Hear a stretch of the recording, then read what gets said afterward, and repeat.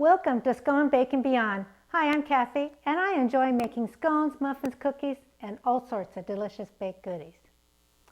You know, I think you're like me because you're watching this video. I love Snickers, and I bet you love Snickers too. In fact, Snickers, since it was introduced in 1930, is the world's favorite candy bar.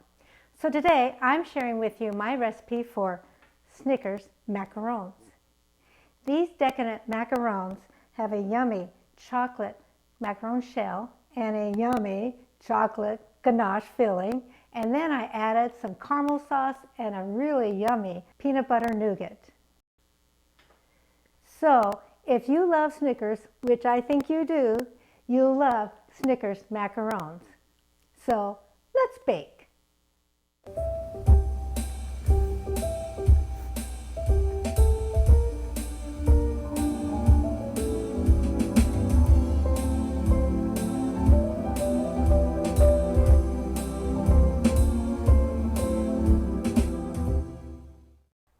Let's get started with our dry ingredients. I have here 150 grams of powdered sugar, 124 grams of almond flour, and 16 grams of cocoa powder. We're going to whisk these together until they're combined. Now that we've whisked our dry ingredients together, we're going to put them through a sieve.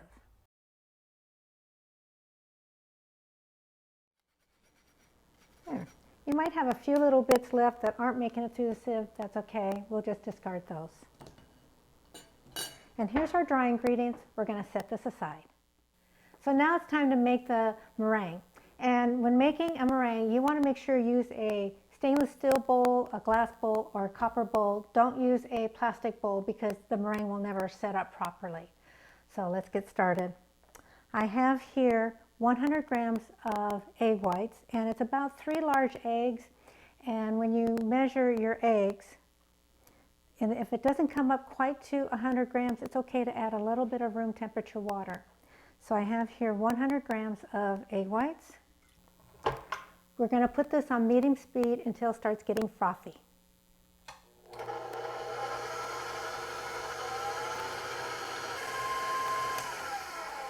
Okay, now that our egg whites are frothy, we're going to add 1/4 teaspoon of cream of tartar. And what that will do is help stabilize your meringue. We're going to put this on low speed until the cream of tartar is totally incorporated, and then we're going to turn it on high, and then we're going to watch for the bubbles, the frothiness, to get really fine, and you start seeing trails.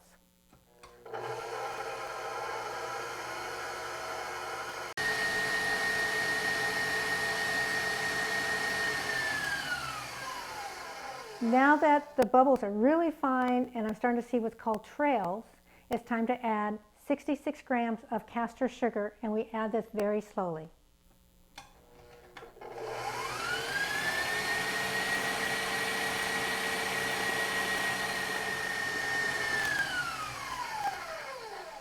We're going to keep on beating this on high speed until we get to stiff peaks. I'll show you what that looks like when we get there.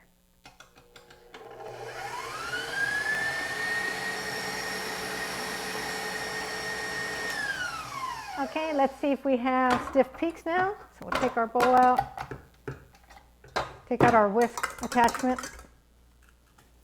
See, there's a stiff peak. See, there's no droop to it. That's what we're looking for, and you can turn this upside down and nothing's going to come out. So this is what we're looking for when it comes to a stiff peak. So we're going to get all of this off of here, and then it's time to add our dry ingredients. So now we're going to add our dry ingredients. I'm going to do this in 3 stages. So I'm going to put in about 1/3 of it into our meringue here. We want to use the folding method because we don't want to deflate our meringue. So I'm just going to keep on folding this in, and when it gets pretty much incorporated, I'm going to add more.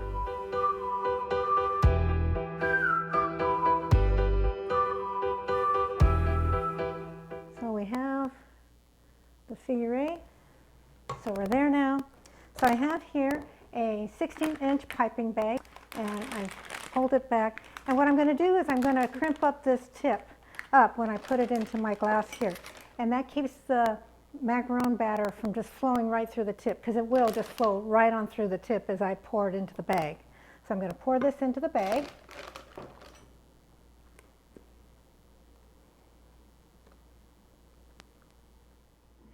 So I have here my baking sheet. I lined it with parchment. I also made myself a template. So my template I made on the computer, and they're just 1.5 inch diameter circles, and I placed them about 2 inches apart, and I just taped my papers together, and I will use this as a template underneath to try and get all my macarons all the same size. And when I get done, I'll pull the template out because no, I don't want to bake that template. So here's my batter.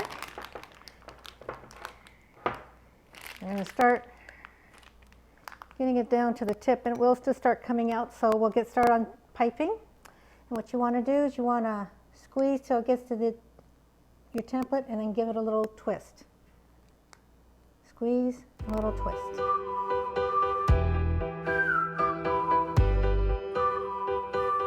There we go. There's the last one. So I'm going to take out the template. This is the hardest part actually, without messing up your macarons, is to take out that template. There we go. And now another important step in making macarons is I want to tap this about 5 times. And I give it a turn, and I tap it another about 5 times.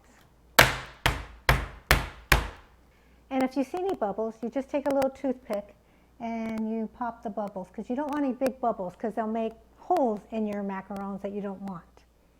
So I'm going to go around and pop all the bubbles out there, and then we're going to let these dry, and that takes maybe a half hour to 60 minutes, depending upon the weather outside, whether it's real humid, dry. Anyway, make sure these are totally dry before they go in the oven.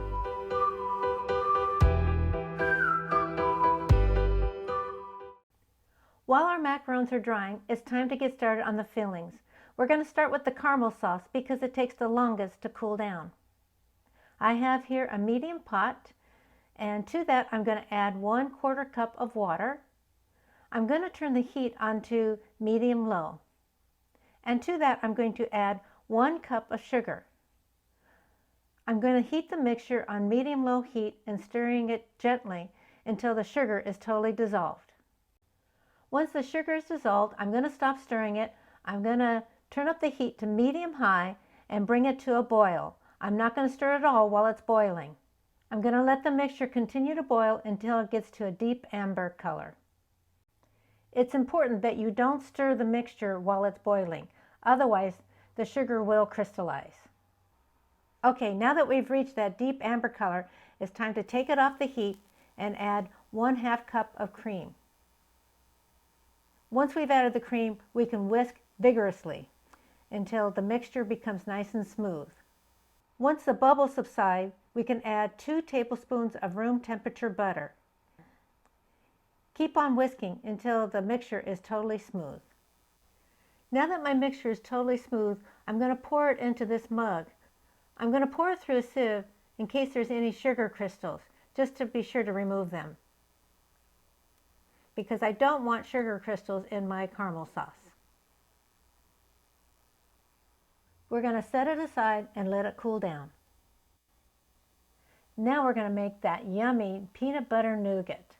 I have here a medium saucepan on medium-low heat. I'm going to melt 2 tablespoons of butter. Once the butter is melted, I'm going to stir in 1/2 cup of castor sugar and 2 tablespoons of evaporated milk. I'm going to keep this on medium-low heat and continue to stir until the mixture becomes really thick, almost like wet sand. I'll show you what it looks like when I get there. Okay, it's been about 15 minutes and it's really thick, almost like really wet sand. So I'm going to remove it from the heat. I'm going to add 1 cup of marshmallow cream, or it's also called marshmallow fluff. And to that, I'm going to add 3 tablespoons of creamy peanut butter. You can use chunky peanut butter if you like. Use whatever you have in your cupboard. And to that, I'm going to add 2/3 cup of roughly chopped salted peanuts. And we're going to mix this together until it's totally combined. Now that it's totally combined, I'm going to put it into an airtight container and set it aside. Okay, now that our macarons are dry to the touch, it's time to bake them. I preheated my oven to 320 degrees. We're going to bake these for 15 to 17 minutes. Okay, it's been 16 minutes and the macarons are done. First thing I want to do is take them off the baking sheet. So let's get the parchment paper. There we go. And put this on that hot pad there because it's hot. There. Anyway, the way you tell that macarons are done is that you wiggle them. And if the top wiggles separate from the bottom, they're not done. If when you wiggle them, the whole parchment sheet moves, then you know that they're done. And you want to err on the side of being overdone rather than underdone. We're going to let these rest about 5 minutes and then I'm going to remove them from the parchment paper and set them aside. Now that our macarons are cooling, it's time to get that yummy chocolate ganache together. And chocolate ganache is so easy. I have here 4 ounces of nice bittersweet chocolate. It's 60% chocolate and I just break it up into small pieces. And I have here 1/2 cup of heavy cream that I warmed up and it's just starting to simmer around the edges. We're going to put that on top of our chocolate there. We're going to let that sit there for a minute and then we'll stir it up. Okay, it's been a minute, so now I'm going to stir this nice melted chocolate in with the hot cream. And we're going to keep on stirring this till it's smooth. There we go. It just kind of transforms into this wonderful, yummy chocolate goodness. And to this, I'm going to add 1 tablespoon of room temperature butter. We'll get that melted in and get it all nice and smoothed out. Once we get this smoothed out, I'm going to set it aside so it can get to piping consistency, and I'll show you what that looks like when we get there. Here's my chocolate ganache. And it's been over a half hour, and what I'm looking for is for it to start plopping, kind of like pudding. And then I know it's going to hold its shape as I pipe it onto the macaron cookies. So I have here a 12-inch piping bag with a number 12 tip, and I'm going to put my chocolate ganache inside of that and get everything ready to assemble. These are going to be so good. I'll put my chocolate ganache in here. So for the chocolate ganache, what I like to do is I've taken all my macarons and I matched them up and I put tops up and bottoms down. So I just take one of the shells, the bottom side down shell, and I'm just going to pipe a ring around the outside diameter of the shell. I'm going to do that to all of them. So we're going to pipe a ring around all of our shells.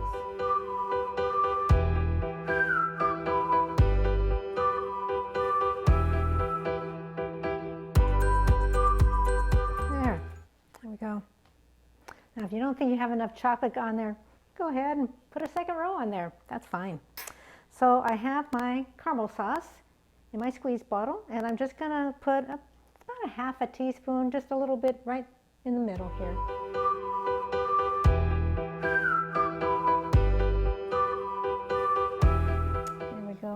You will have some left over, but that's great because it goes great on ice cream.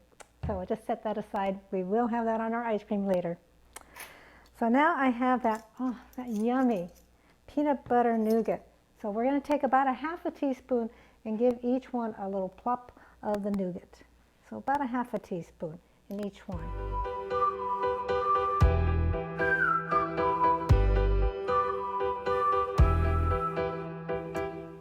The last one. These are going to be so delicious.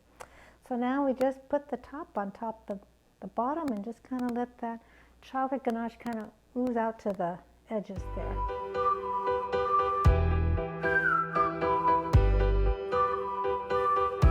Okay, there's the last one. Don't they look wonderful? But they're not done yet. We are not done with these because they look okay. They taste fantastic, but I'm going to add a little bit more. So I have melted 2 ounces of dark chocolate, and I'm going to put it in a little Ziploc bag here. So just fold that over. I don't make a big mess as I pour this in. Try and get all the air out. Zip it closed.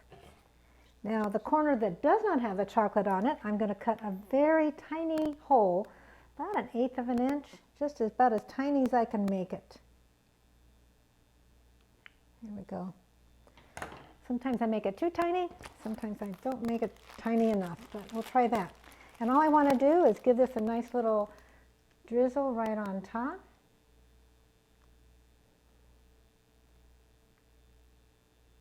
And there's the last one. Just give it a little extra chocolate there. And then I also took about 2 tablespoons of that caramel sauce, and I also put that in the microwave. That only takes like about 5 seconds to warm it up, so be careful that you don't overheat it. I have a little Ziploc baggie for it. So we're going to put a little caramel sauce on top too. So put that caramel sauce in there. Now the reason why I don't use this is because the dispenser is a little bit too large and you'll get bigger clumps, and I wanted a really small little bit of caramel sauce, little streams. So that's why. Wait a minute. Yep, it's the other corner. I realized that. Like, oh dear, wrong corner. Because all my caramel sauce is over there. So we're going to do the same thing. We're just going to get a nice little drizzle of caramel sauce. And if you think that's too thin, it does kind of spread out a little bit. So I don't think it'll be too thin.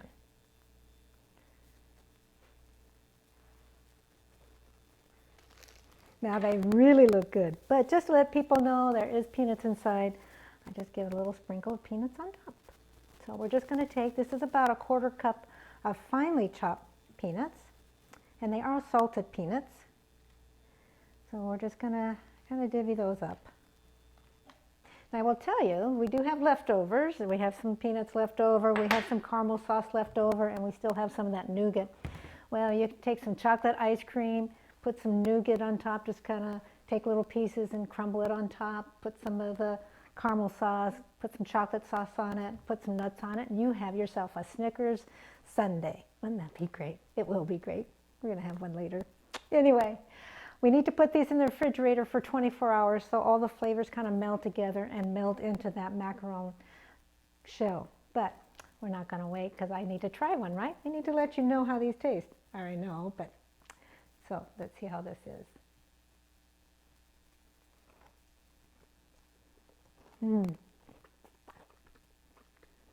That chocolate ganache, and just barely see the little nougat that's in there. You get that, the nuts, the caramel sauce. Tastes like a Snickers bar. These are so good. You're gonna love these. What's nice is the caramel sauce and the nougat you can make a day ahead of time. So you're not trying to do this all in one day. Even the shells could be made, and then if you didn't get to the chocolate ganache that day, you could do it the next day and assemble it all the next day.